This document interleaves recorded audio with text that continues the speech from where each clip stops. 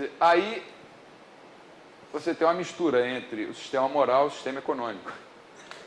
Quer dizer, a decisão que eu tomei foi de natureza moral. Para mim, eu não quero um canal daqueles. Tem gente que gosta, não tem nada contra. Mas é uma decisão individual, pessoal, né? O que eu não aceito é que me imponham uma coisa. Se me oferecessem, olha, a gente passa a tua velocidade de 20 para 100 megas e ainda te dá de graça o campeonato brasileiro de futebol, eu na hora ia pegar. Se me oferecessem, você quer esse aumento de velocidade e de graça você pega o programa da Hebe Camargo, eu ia dizer, não, muito obrigado. Também não quero. O esquema de Oscar Lange e Abba Lerner é um esquema estático. Não leva em conta o tempo dinâmico, como tudo que não é austríaco. E o Hayek já apontava nos anos 40 esse fato como uma falha, uma vez que a economia, naquele tempo ele já tinha percebido, né? O Hayek começou a abandonar a teoria econômica pura no final dos anos 30 e passou a se interessar mais por questões ligadas ao conhecimento. E mais tarde ele estudou psicologia, ele ligou a economia com direito e até com a biologia. Ele disse que na prática a economia é dinâmica e o conhecimento técnico, os recursos e as informações são considerados dados no sistema. Hayek argumentou que o conhecimento está disperso, como a gente já viu aqui, e a sua utilização racional é levada a efeito por cada indivíduo, traçando seus próprios planos individuais, subjetivos, né? De acordo com circunstâncias, de acordo com considerações bastante pessoais, personalíssimas e intransferíveis. O mercado livre coordena esses planos espontaneamente, como a gente já viu aqui também, principalmente por meio do sistema de preços, que funciona como mecanismo de transmissão de informações. Quer dizer, o mercado é um procedimento de descobertas, um processo. E de uma maneira muito mais racional e útil do que um planejamento central poderia esperar fazer. Se nós estávamos em quê? 1944, ainda em plena Segunda Guerra. O planejamento central, para os economistas austríacos, implica necessariamente a supressão dos planos individuais. Você deixa de ter vontade própria. É claro que não é em todos os campos da tua vida, mas passa a ter vontade própria. Na China, por exemplo, um casal só pode ter um filho. Quantos filhos o casal deve ou pode ter? Depende da escolha do casal. Como é que vem um governo lá e diz, não, só pode ter um filho? Ah, porque a população é grande demais. Eu não concordo com esse argumento de jeito nenhum. Quando nasce uma vaca, aliás, não nasce uma vaca, nasce um bezerrinho, todo mundo comemora. Poxa, aumentou o estoque de capital do país. Vai aumentar a produção de leite, vai aumentar a produção de queijo e derivados, de carne. Quando está para nascer uma criança, as pessoas dizem, ih, caramba, lá vem um problema. Só esquecem que essa criança, quando nascer, pode se tornar não, ela vai ser uma pessoa humana diferente de todas as outras, com vontade própria, e pode ser um gênio. Um desses grandes músicos, agora eu esqueci o nome de música erudita, era o 10º ou 12º filho de uma família, e quando os pais souberam que ele ia nascer, ficaram até tristes, pô, lá veio mais uma boca para a gente alimentar, e o cara foi um gênio da música. A gente está cheio desses exemplos, né? Quando nasce uma vaca, todo mundo festeja. Quando se anuncia, vai nascer um ser humano, as pessoas dizem, mais um problema. Mais um Bolsa Família que o governo vai ter que gastar. Então, os planos individuais, até de ordem pessoal, ficam superados, ficam amortecidos, eles são assassinados. Só falta, nesse sistema, dizerem com quem fulano vai ter que se casar. A gente não pode aceitar uma coisa dessa. Isso é contra a natureza humana e, para alguns, contra o direito natural, que alguns austríacos também argumentam, né? Esse é outro debate. Os indivíduos tornam-se instrumentos, meros instrumentos do planejador central. Mas esse cara, sentado lá em Moscou, ou em Brasília, ou em Pequim, ele não pode ter jamais a esperança de coordenar a produção racionalmente. Eu falei Brasília porque a gente teve 5 congelamentos de preço e era mais ou menos assim. Embora aqui não tenha acontecido no regime socialista, um congelamento de preços é um negócio radical. É, vamos dizer, uma ditadura aplicada à economia. Você tinha liberdade política, mas não tinha liberdade econômica. Liberdade é uma coisa, é uma via de mão dupla. Se você tem liberdade econômica e não tem liberdade política ou vice-versa, então você não tem liberdade. Olha, 2 países, Brasil e Chile, por exemplo. Quais os caminhos que esses 2 países tomaram? Eram 2 ditaduras ou regimes fechados militares.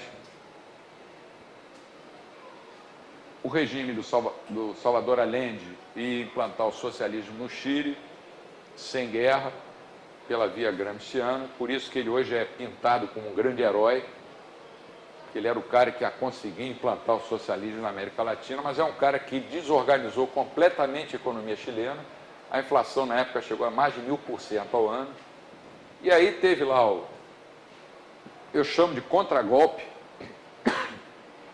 e entrou o Pinochet, que é pintado pela mídia inteira como se fosse um grande assassino, um bandido. O que o Pinochet fez? Manteve o regime politicamente fechado, mas foi abrindo a economia. Contratou assessores econômicos da Universidade de Chicago, que mal ou bem é da mainstream, mas acredita no livre mercado. Abriu a economia, privatizou, fez as reformas do Estado, cortou déficit, estabeleceu um banco central autônomo, e o Chile, até hoje, é uma economia que vem se comportando bem. Isso foi lá no início dos anos 70. E, aos poucos, o Pinochet foi abrindo politicamente o Chile. Primeiro ele abriu a economia, depois ele foi abrindo politicamente até que eles chegaram a uma democracia. Depois do Pinochet, já tivemos lá alguns presidentes de esquerda, de centro, de direita, e a democracia está estável, e a economia chilena, mal ou bem, vai acima da média da América Latina. O Brasil percorreu o caminho contrário. Primeiro, nós abrimos politicamente o nosso regime, quando passamos dos governos militares para os civis. E, no lado da economia, a gente fechou a economia com intervenções cada vez maiores nos mercados. Foi o caminho inverso ao do Chile. Qual das 2 economias deu certo? É claro que foi do Chile. Qual das 2 economias não? Qual das 2 estratégias deu certo? Foi a do Chile. Apesar de ser difícil comparar o Chile, que é um país pequeno territorialmente, com o nosso país, que é muito maior.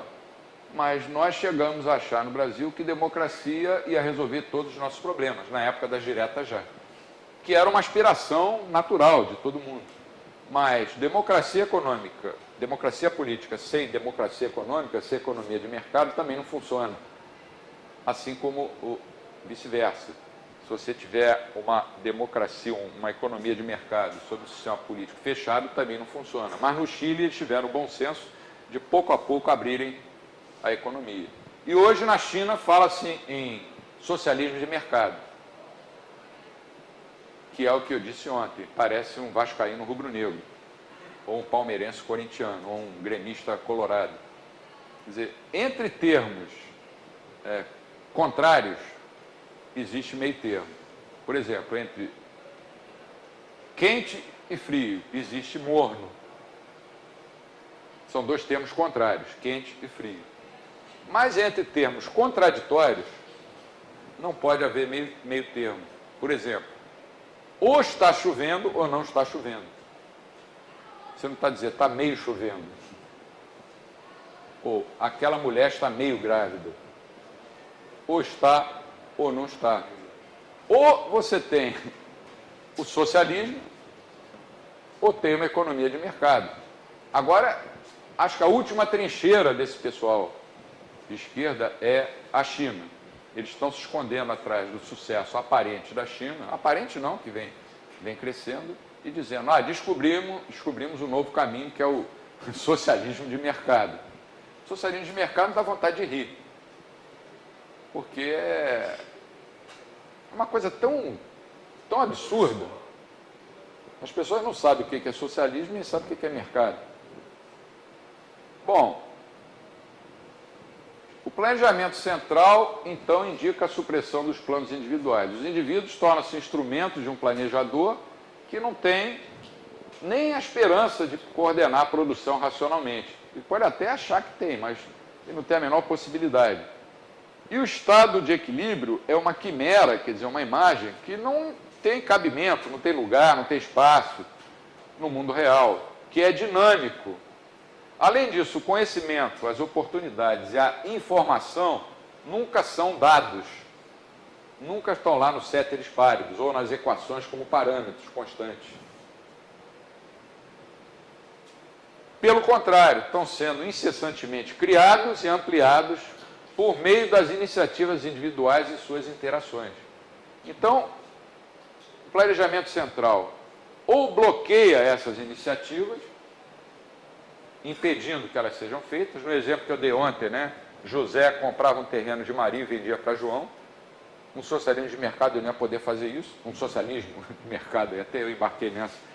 Um socialismo puro, ele nunca ia poder fazer isso, porque ninguém ia ter propriedade de terreno nenhum, nem o João ia poder ter uma oficina mecânica. Ou então ele desestimula as pessoas que têm criatividade a serem empreendedores. Mas nos anos 40 era difícil compreender isso. Era difícil compreender isso. Continuando ainda, na Wikipedia, o sistema de colocação do Hayek. O sistema de preços tem como verdadeiro papel transmitir informação. Pelo menos eles colocaram os argumentos do Hayek corretamente. É maravilhoso como, em um caso de escassez de um determinado bem, sem que ninguém tenha que dar uma ordem, são palavras do Hayek, e talvez com apenas um punhado de indivíduos conhecendo as causas, dezenas de milhares de pessoas cuja identidade não se poderia determinar em meses de pesquisa, começam a utilizar esse material com mais cuidado, ou seja, se movem na direção correta.